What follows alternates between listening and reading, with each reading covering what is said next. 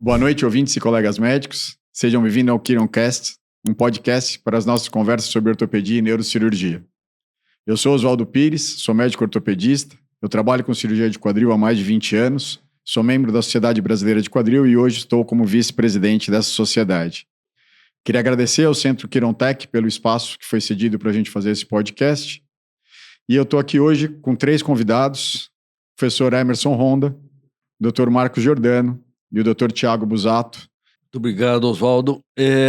Meu nome é Emerson Honda, eu sou da Santa Casa de São Paulo, atualmente também no Hospital Alemão Oswaldo Cruz, e atuamos aí na cirurgia do quadril também como Oswaldo há muito tempo. Né? Mais tempo que eu, né, chefe? Não vou nem dizer quanto tempo, porque senão a coisa...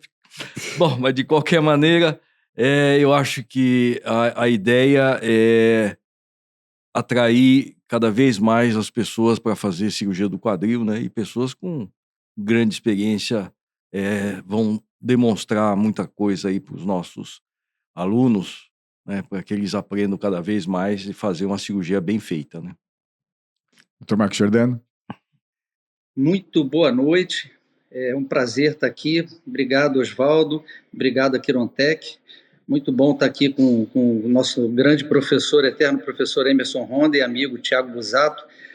Bom, eu me chamo Marcos Giordano, eu atualmente estou como presidente da SBQ, da nossa querida SBQ, Sociedade Brasileira de Quadril.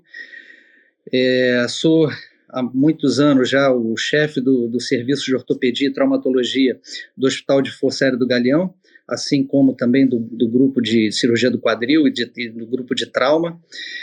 E um entusiasta, eu me considero um entusiasta da ortopedia. A gente vai poder conversar um pouco sobre a nossa trajetória, né? A ortopedia sempre reconheci como a arte da reconstrução humana, foi isso que me motivou a fazer a especialidade, e mais entusiasta ainda da cirurgia do quadril. Então vamos bater um papo bacana aí sobre esses assuntos que a gente gosta muito. E agora o mais novinho, Dr. Tiago Busato, mas não menos importante. Bom, eu sou o Tiago Busato, sou de Curitiba, eu estou há mais ou menos 15 anos na estrada, um pouquinho menos que vocês, e é um prazer também participar. Eu queria agradecer a oportunidade que a Quirontec está dando dessa parceria, né, com a SBQ. Eu acho que esses cursos são super importantes, e quero deixar um agradecimento especial para o Dr. Emerson Honda e para o Dr. Sérgio Belmonte, que infelizmente não pôde estar com a gente nessa gravação, né, que são os chairs do nosso próximo curso aí em Cadáver Lab. Muito obrigado por vocês toparem participar desse projeto aí. Já pegando o gancho, né, a gente vai falar um pouco sobre o Cadáver Lab que a gente vai ter, né, o treinamento em espécie, que vai ser no dia 6 e 7 de dezembro, aqui na Quirontec, e a gente vai fazer uma trilha, né, do como cada um de nós foi fazendo para se especializar em quadril, para poder se treinar, para poder criar habilidades, como é que foi o treinamento prático e o quão importante a gente acha que é isso para os jovens associados, principalmente, para quem está se formando e mesmo para quem tem dúvidas, principalmente para prótese primária, prótese revisão, que vão ser os motes desse evento que a gente vai fazer. Começar sempre com o Dr. Emerson, vou pedir licença para vocês dois, né, para começar sempre com o Dr. Emerson e entender um pouquinho, Dr. Emerson, como é que foi a formação do senhor? Onde o senhor fez a faculdade, a residência, como é que o senhor começou a se interessar em ortopedia, depois em quadril e depois a jornada do senhor para chegar até agora? É interessante, né, a gente fazer uma análise da trajetória que a gente fez, né, na nossa formação.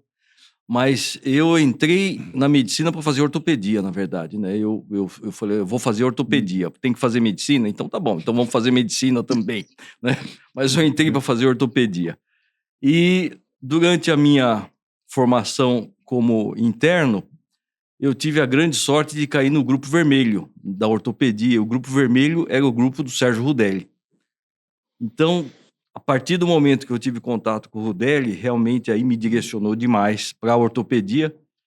E durante toda a residência, vendo os resultados das cirurgias, né? Cirurgia do pé, cirurgia infantil, cirurgia de músculo-esquelética, né? Neuromuscular. E os resultados, assim, os médicos ficavam muito satisfeitos, mas os doentes não, sabe? Eu acho que a área que os doentes ficavam mais felizes era na área de artroplastia. Eu falei, então eu vou fazer essa parte aqui que todo mundo fica contente, né? O médico fica contente, o doente fica contente. Eu fiz pé, eu fiz 3 anos de pé. Só eu achava que a cirurgia ficou boa, entendeu? Eu falei, nossa, esse pé torto ficou lindo. A mãe olhava assim, pô, a perninha dele tá fininha ainda, o pé tá... Não sei, sabe? Então, as cirurgias não davam assim... A família, o paciente não ficava muito satisfeito. Então, eu resolvi fazer quadril mesmo.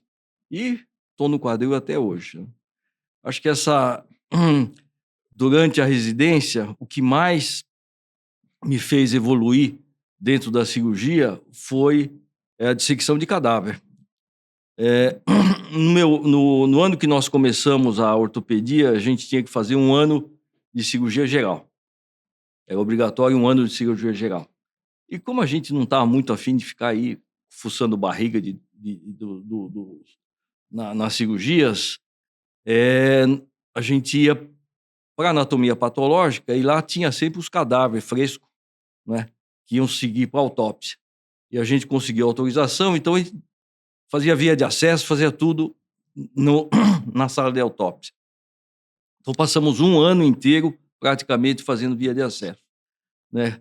E na época eu lembro que nós formamos um grupo muito restrito, mas era o Pedro Pérez, que hoje faz tumor, né? O Cláudio Santilli, que faz infantil, eu, e sempre tinha um ou outro que também gostava de ir lá. Então, nós passamos o tempo todo fazendo dissecção de cadáver. Eu acho que isso aí ajudou muito a gente a aprender a operar, sabe? E depois que eu assumi o grupo de quadril da Santa Casa de São Paulo, nós arrumamos um horário no SVO, né?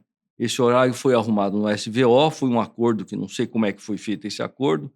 Depois que eu saí, o Giancarlo manteve esse horário.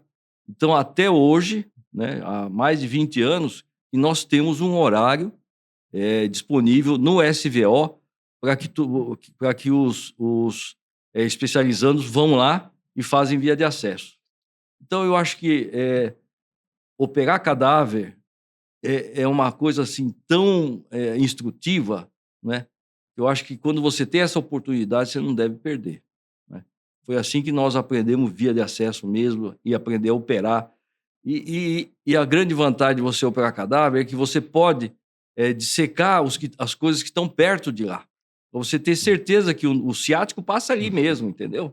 Não é? O ramo, né, do fibular passa em tal lugar. Quer dizer, você vai vendo tudo.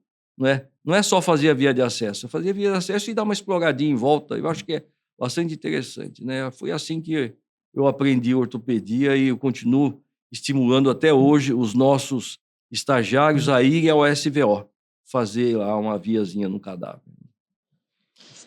Marquinho, você podia contar um pouquinho da sua trajetória também, por favor? Oswaldinho, meu querido amigo, olha só, minha formação começou no Colégio São Bento, no Rio de Janeiro, Colégio Beneditino, semi-interno, né, que me ensinou a estudar.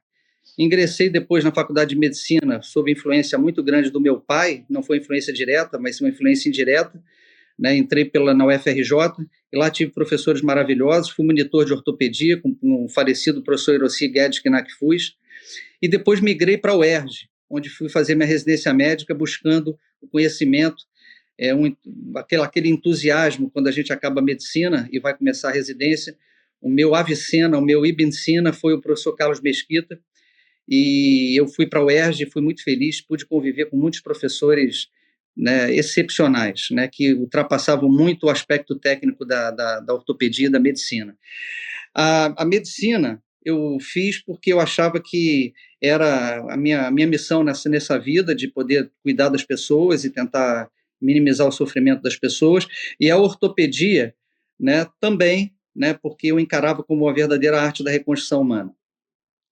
E depois a cirurgia do quadril, mais ou menos parecido com o que o Emerson falou, né, a gente vai observando e vendo, a cirurgia do quadril, os resultados realmente são espetaculares, e talvez até por influência do professor Carlos, que teve uma experiência muito grande com o Chanley, né, então ele fazia as próteses de quadril lá no Pedro Ernesto, e com o professor List também, o List Palmeira, que foi um grande professor para mim, que eu aprendi muito. Aí fui migrando para a cirurgia do quadril. E de lá para cá, é claro, a gente vai fazendo visitas, vai visitando. Eu sempre gostei muito do trauma também. Então, né, fiz um fellow formal de trauma no MHH, na Medizinische Hochschule für Hannover, né, com o professor Christian Kretek, que eu fiquei com ele em 2004, né, e também visitas diversas à cirurgia do quadril. O que o Emerson falou, o treinamento em cadáver é fundamental. Eu não tive essa oportunidade, mas na UERJ, o serviço de anatomia lá da Universidade do Estado do Rio de Janeiro é muito, muito bom, e sempre fazia um curso anual de dissecção de membros, né, com vias de acesso e tal, e eu sempre fiz esse curso, e eu não treinava em cadáver fresco como o Emerson, por isso que talvez o meu bisturi deva ser mais pesado, porque eu treinava em cadáver formolizado.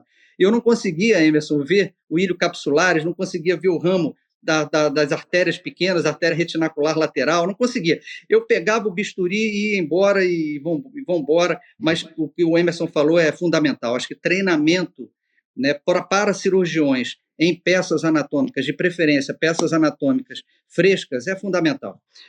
Então, acho que é isso aí, Oswaldinho. Thiago. Eu me formei aqui na Universidade Federal do Paraná em 2003, né? E é interessante que eu lembro o dia exato que eu descobri que o ortopedista operava. Eu era ignorante nesse assunto. Então foi no quinto período, num plantão no Hospital do Trabalhador, que é um centro de trauma importante aqui. E a partir dali eu me encantei, né? Porque de uma maneira até meio anedótica, assim, eu sempre gostei de lidar com ferramenta desde pequeno, sabe? Então ali eu me encontrei. E tive muitas influências também na carreira, pessoas que me fizeram, né, pender para a ortopedia, como o professor Jamil, que vocês conhecem, o Paulo Alencar, né, mais tarde o Churoff, com quem eu fiz o meu treinamento de quadril aqui em Curitiba também. Então a gente sempre foi nessa linha, sempre buscando, né, e sendo encantado, né, pela resolutividade, pela tecnologia, enfim, envolvida pela exatidão das coisas. Isso sempre me atraiu.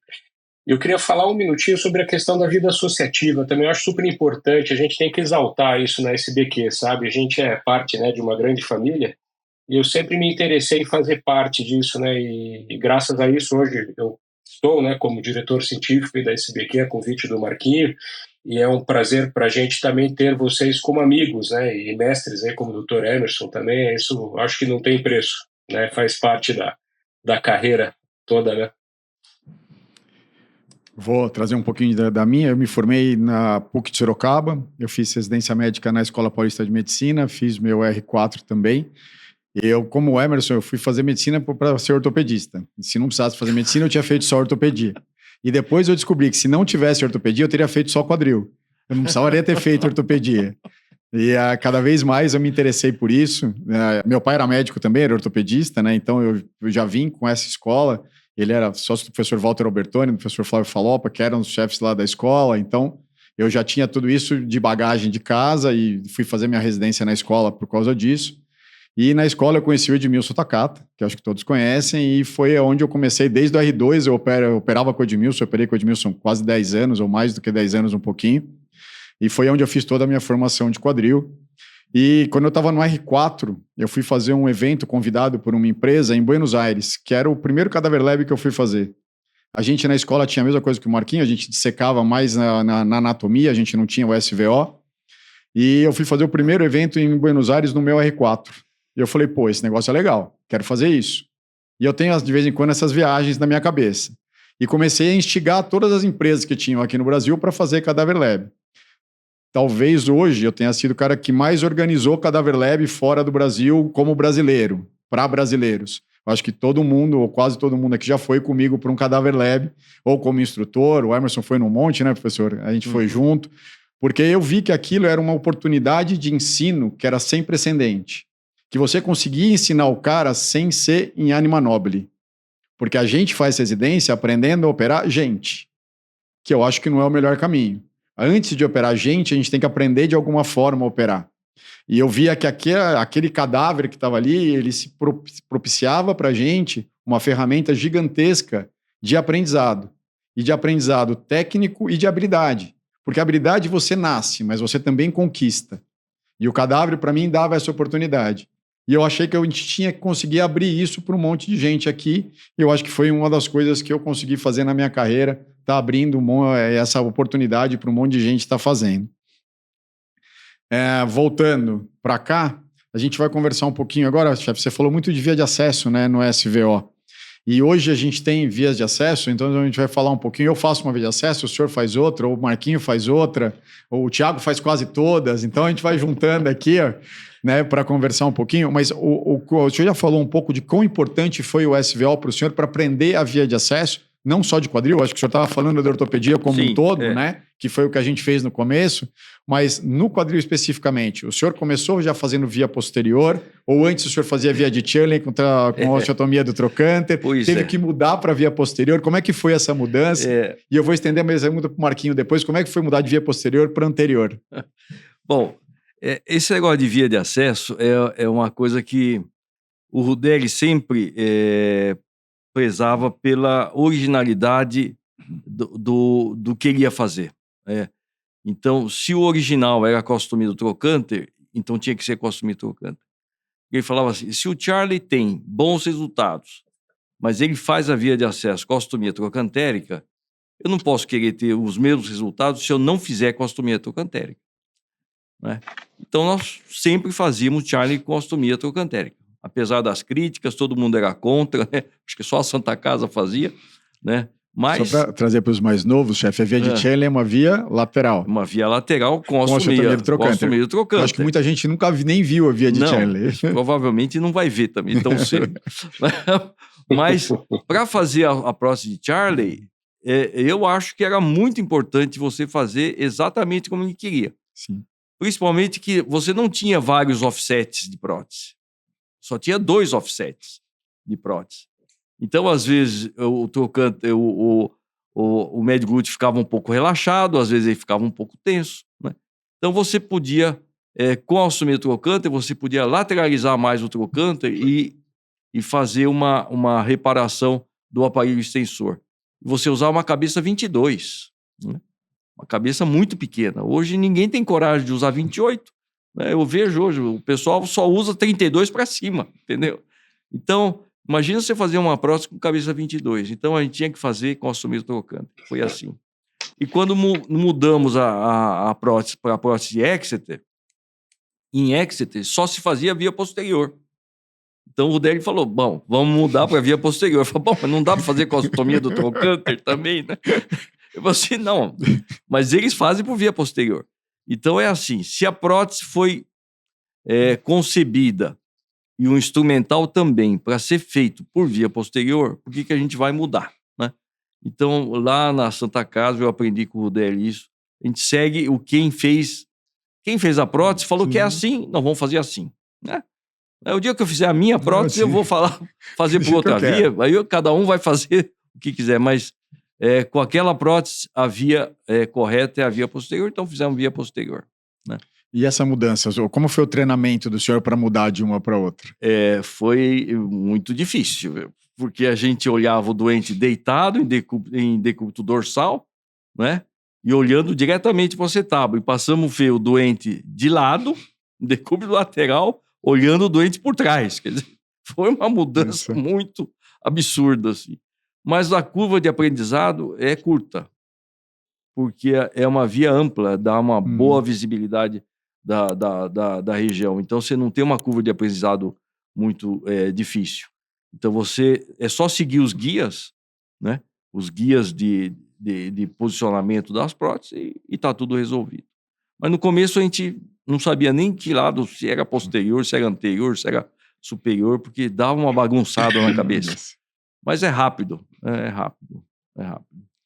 Marquinhos, eu estava num evento agora em Tampa, onde eu de via anterior, e eles falaram que para começar a fazer via anterior, o ideal é que você primeiro vá ver alguém operar, depois faça no cadáver, depois volte para ver alguém operar, comece a operar com alguém te assistindo. Falei, cara, isso deve ser complicado pra caramba, né? Porque eu tenho que fazer tudo isso na vida, poder mudar uma via de acesso.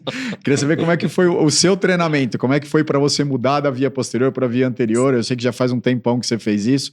Como é que foi o seu treinamento? Se você acha que precisa mesmo de tudo isso e o quão importante é você poder fazer isso no cadáver para poder migrar na via para te dar mais segurança. Bom, Oswaldinho, respondendo aí a segunda parte da tua pergunta, eu acho que tem que fazer tudo isso, porque quando a gente está tratando um paciente e é uma cirurgia com resultados muito bons, né, a gente sabe disso, o resultado não pode piorar, né?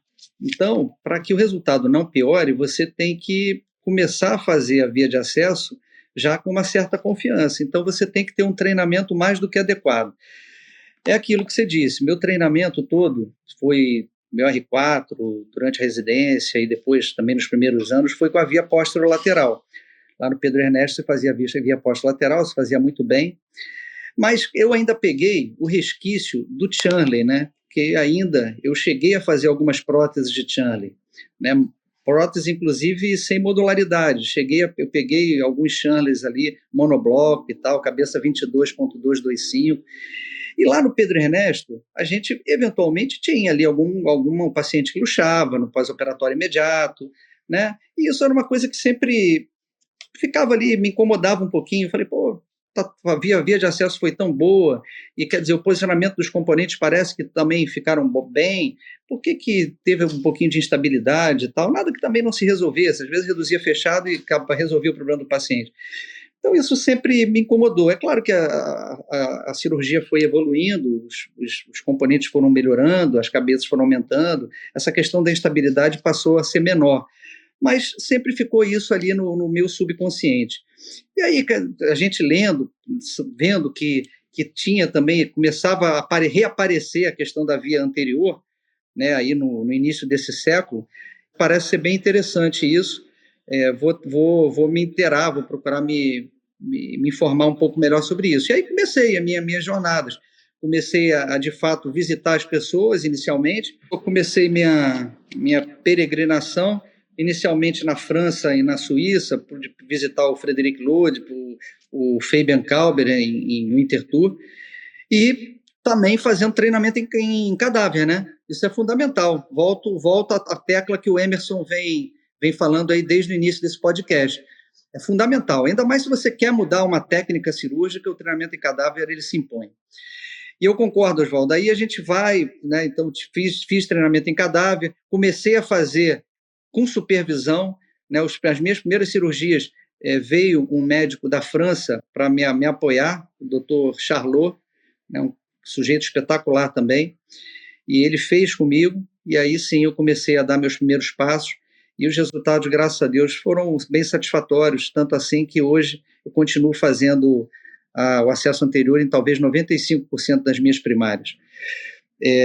Agora, a mudança também tem esse aspecto espacial que o Emerson falou, né? A gente está acostumado a operar o paciente de lado e começa a operar o paciente de barriga para cima. Mas, honestamente, com um bom treinamento e com a bagagem ortopédica, porque eu também sempre fiz muito trauma, então estava acostumado também, mal ou bem, a abordar ali um paciente em decúbito dorsal, então a gente se acostuma rápido. Num primeiro momento, a gente tem uma certa impressão talvez diferente, mas depois a gente se acostuma. Tiago, como é que foi? Vou pegar o Tiago agora. Como é que foi a sua formação para a via de acesso? Como é que você fez o treinamento para chegar na via que você utiliza hoje e como é que você leva isso para o seu dia a dia? Durante a minha residência, a via usada era Hardinge, sabe? No R4 eu fui apresentado a via posterior, né, com o grupo do Dr. Churoff, e aí eu descobri que você podia ver as coisas que você estava operando de uma maneira muito boa, né? Então fui imediatamente seduzido pela via posterior. E hoje a gente usando os parâmetros anatômicos, você está muito em casa, né? Você sabe onde é que você tem que colocar as coisas. O Marquinhos trouxe uma coisa interessante que para mim também fez muita diferença, que é a prática com trauma de pelve acetábulo. Então a gente sabe fazer os acessos, queira ou não queira, pela frente, por trás, enfim. Eu acho que isso é importante, né, para o cirurgião não se ater, digamos assim, religiosamente a um acesso, porque às vezes você pode precisar mudar, né? Como um caso de uma desartrodese, por exemplo, se tiver rotação externa, você tem que entrar pela frente, né? Então, pelo menos um Hardinge você precisa saber, que seja um acesso lateral ou anterior, enfim, eu acho que essa flexibilidade é importante, né, como cirurgião. A gente vai fazer um evento aqui em São Paulo, né, que vai ser para prótese primária e prótese de revisão. E eu acho que a grande dificuldade hoje, né, para todo mundo é a prótese de revisão. A prótese de revisão sempre é muito mais complexa do que uma prótese primária, ou na grande maioria das vezes é muito mais complexa do que uma prótese primária. E a prótese de revisão, ela demanda muito mais tempo para você aprender e você tem muito menos casos, graças a Deus, mas tem muito menos casos de revisão do que de primária. Então, a curva de aprendizado é mais longa com um N menor de cirurgias. E aí eu acho que o Cadaver Lab, ele ajuda mais ainda. Por isso que eu sempre brinco, né? Que o Cadaver Lab de primária e revisão, ele tem 1h30 de primária e tem que ter 3 horas de revisão. Porque a primária, todo mundo tem um N para fazer. E a revisão você precisa de mais tempo, porque é onde você pode ensinar mais coisa. Como é que foi para o senhor, doutor Emerson, fazer a parte de revisão e com a participação que o senhor já teve, eu sei que o senhor teve em N Cadaver Labs junto comigo e alguns que eu não estava, de revisão, como que o senhor sente a vontade dos médicos para fazerem o cadáver de revisão? Bom, como você já falou, primária é simples, né? Quer dizer, precisa ter treinamento e tal, mas até robô faz, entendeu? Primária tem um robozinho, vai lá e faz a prótese. Agora, revisão é onde a coisa diferencia, né, os homens das crianças, entendeu? Porque revisão é complicado. E cada revisão é um caso à parte, né? É claro que tem uma série de pacientes que são muito similares, né? Mas nunca é exatamente igual. Mas, de qualquer maneira, o básico de você fazer uma revisão, você tem que saber. E eu acho que no Cadaver Lab é a hora de você aprender. Como é que tira o cimento, como é que faz a ostomia. Porque todo mundo fala, não, fazer ostomia é só cortar ali mais longo e tal. Não é bem assim, entendeu? Se você não souber fazer uma ostomia, você vai quebrar o fêmur inteiro, vai fazer uma transversa, vai ficar muito pior, entendeu? Então, eu acho que o Cadaver Lab é muito bom porque você vai poder fazer num osso de verdade, uma prótese de verdade e saber como faz exatamente essa ostomia. Ou como se tira cimento sem fazer ostomia. Isso não vai dar para ensinar porque tem muito tempo. É muito demorado, o tempo não vai ser o suficiente. Brincadeira. Não, dá para fazer, mas eu acho que operar cadáver, eu acho que é a melhor coisa, a melhor forma de ensinar, sabe?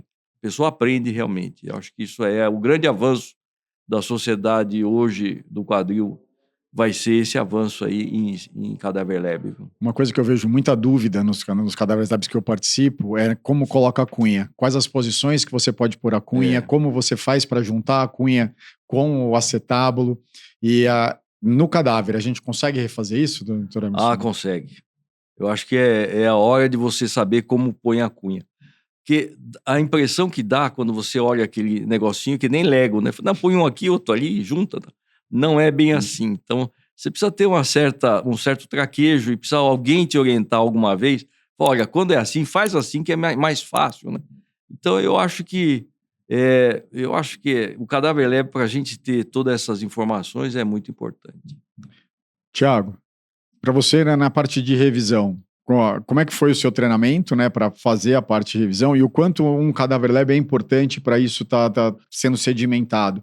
E para tips and tricks, né, acho que é muito que o Emerson falou ali, ó, vira a cunha, se é para ter sobreposição, ela vai ficar desse lado, se é para fazer teto, ela tem que estar ao contrário.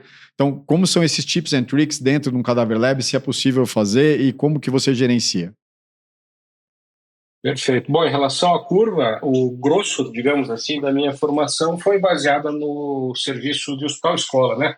No SUS, onde a gente tem os casos mais graves e menos opções, digamos assim, de resolução, né? Antes a gente tinha um acesso mais facilitado ao banco de ossos e tal, e depois isso ficou mais difícil aqui, pelo menos na nossa região. E a questão de material também, né? Então a gente aprende do jeito mais difícil, resumindo, né? E quando você faz assim, você acaba ficando bom. Aí quando você tem material disponível, digamos assim, sem grandes limitações, acaba ficando até mais simples. Então, assim, o Cadaver Lab eu acho que é uma oportunidade de ouro para que você tenha do seu lado alguém como o Dr. Honda, né? Que já fez milhares e milhares de revisões e ele vai ali te dar o pulo do gato, né? Que é aquilo que você ia sofrer muitos anos para poder descobrir sozinho. Então, não só o Dr. Emerson, claro, mas como os outros faculties, né? Eu acho que esse é o momento realmente de aproveitar, de fazer um defeito grande, um defeito feio, ver como é que monta, né? Eu acho que isso é o grande, talvez seja o grande valor do Cadaver Lab, realmente é essa questão de maior complexidade. Um ponto importante, Thiago, que assim, quem vai fazer o cadáver fala, pô, mas não tem um defeito, tem lá um quadril, que a gente vai pôr uma prótese primária num dia, vai tirar no outro para colocar ou fazer a revisão. Mas fica tranquilo que a gente, como instrutor, faz um defeito e faz defeito bom, não tem problema. Então você pode escolher até o defeito que você quer. Eu quero um defeito cavitário, não quero, eu quero um segmentário, eu quero um combinado, eu quero uma... E a gente pode ir aumentando esse defeito até chegar a uma dissociação pélvica, para ver como que a gente vai resolver cada um deles. Se a gente tem tempo para isso, a gente consegue fazer isso no cadáver, então dá até para a gente evolutivamente ir piorando esse defeito, né? Para que todo mundo entenda como vai funcionar essa dinâmica dentro do cadáver. Sem dúvida. Marquinho, para trazer para você agora o que a gente estava fazendo, o quanto é importante para você, como é que você daria de dica para quem está querendo fazer o cadáver? Por que você acha que é importante estar fazendo um treinamento em cadáver? E por que a SBQ, você como presidente, que foi o idealizador aqui junto com a diretoria, junto com o Thiago, por que essa ideia e o que você acha que é importante passar para quem está querendo vir para cá? A dica, Oswaldinho, é a seguinte. A primeira dica que eu falo para quem está nos ouvindo é o seguinte: entra no site lá do curso e se inscreva. Né? Essa é a primeira dica. Vai lá, vai estar no site, faça a inscrição, vale muito a pena. Oswaldinho, você, como parte da diretoria, né, e uma pessoa extremamente ativa, você sabe que nós há muito já reconhecíamos essa necessidade. Né? A SBQ é uma entidade espetacular, né? Uma instituição espetacular em todos os aspectos. E na parte científica a gente não precisa nem dizer, né? Mas faltava a SBQ dar o primeiro passo nesse aspecto de promover um curso hands-on em cadáver. E isso foi um processo que foi construído dentro da diretoria executiva, você disse bem, né, toda a diretoria, e inclusive o nosso diretor científico, você e todos os outros componentes. E a gente percebe que é a melhor maneira de capacitar, do ponto de vista prático, os nossos cirurgiões. Por tudo isso que vocês falaram agora há pouco. Né? O treinamento em cadáver, ele de fato ele é insubstituível. Não adianta fazer treinamento em osso de plástico, fazer outros tipos de treinamento com realidade aumentada, não é a mesma coisa. Treinamento em cadáver, ainda mais organizado por uma entidade forte como a nossa, com instrutores de primeiríssima qualidade, né, os melhores cirurgiões de quadril do Brasil, é uma oportunidade única, é uma oportunidade ímpar. E a pessoa, e o aluno, ele vai poder participar desde a questão das discussões e das práticas de artroplastias primárias, os aspectos mais importantes e básicos, como o próprio Emerson falou, uma boa cimentação, primeiro começar pelas vias de acesso, uma boa cimentação, e depois partir para a revisão, que sempre é mais desafiadora. Não há outro jeito de se capacitar melhor uma pessoa fora de um campo cirúrgico. Então, é o treinamento em cadáveres, não há dúvida disso. Thiago, você também participou ativamente, né, da formatação desse evento. O que você quer compartilhar e como que a gente pode engajar o pessoal para estar vindo para o evento? Que eu acho que nem precisaria. Só você botar as pessoas que vão estar no lugar que vai ser para fazer um cadáver de primária e revisão, onde você vai ter dicas e truques que você vai levar para a vida toda. Mas o que você pensou na hora de estar desenvolvendo esse projeto? Para te responder de uma maneira simples, a gente tentou formatar o programa do jeito que eu gostaria que fosse, né, um cadáver leve ao qual eu participaria. Então, assim, vai ter muita prática, vai ter muita mão na massa, vai ter muita oportunidade de discussão de casos também, ali em pequenos grupos, né, com o faculty.